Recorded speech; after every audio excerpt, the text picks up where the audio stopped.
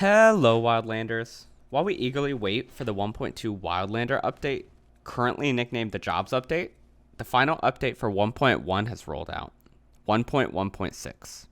Let's take a look at the changes that were made. I noticed right off the bat after clicking the launcher that it now has Ultra Shaders as an option again. I noticed it was removed due to not showing any real differences between Ultra and high settings, and I'm guessing that came at a cost to performance. It appears that there is now a difference between the two as it has been added back as an option. It kind of bugged me at first because I just didn't realize why it was removed, but this made sense, and so I'm glad it's back. First thing on the list in-game is that there were a number of bug fixes added with this hotfix. Most notably is the lockpicking bug for controller players. Essentially, this bug occurred whenever controller players tried lockpicking and didn't have specific perks. It would send them into keyboard mode and make it so you really couldn't do anything until you alt-tabbed out and then back in. I personally lost my mind a couple times due to this bug, and I'm grateful it's been resolved.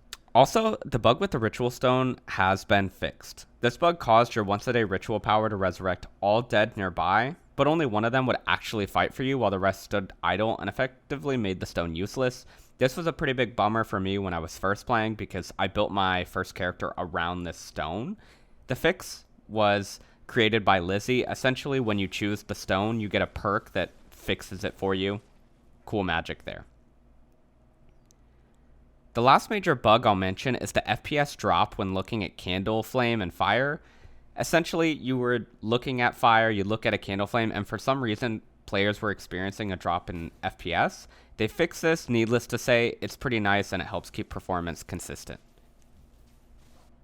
The HUD has seen some changes as well, specifically the health, stamina, and magicka bars. Nothing major here, but I will say it does look nice. I wasn't originally sold on changing their look, but after having seen it, I think they look fine overall.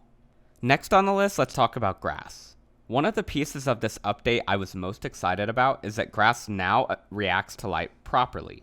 In previous versions, when you were adventuring through grass with a torch, the area around you was dark because the grass didn't actually reflect any light given off from the torch.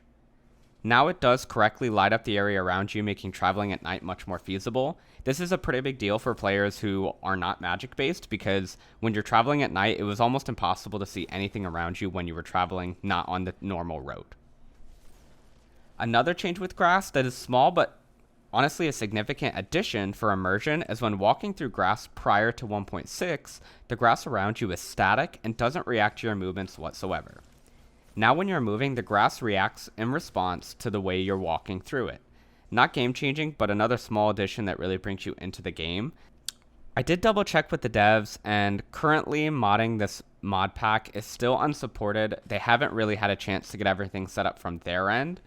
I am super excited for when it's going to be fully supported, but I'm sure they'll give us an update once this is supported. I know that Dylan had spoke about this being supported somewhere between 1.1.6 and 1.2, so I'm guessing it's in the works, just hasn't hit the live button just yet. Last thing to mention for this update is Dylan may be putting out a hidden update, in quotes, due to some issues with ultra-wide support. For more information on bug fixes, I do have the changelog linked in the description. Pause. During the making of this video, the update for 1.1.7 hidden update actually came out. Nothing too major here, just fixes for Frostmaw mod meters so they are in correct places for ultra-wide resolution.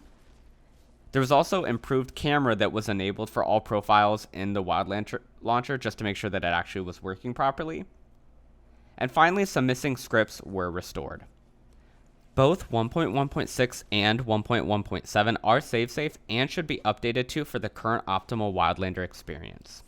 Thank you guys for tuning in. That's all I have for you today. If you haven't already, check out my Wildlander playthrough linked in the description. I hope you all have a great day. Please leave a like, comment, and subscribe.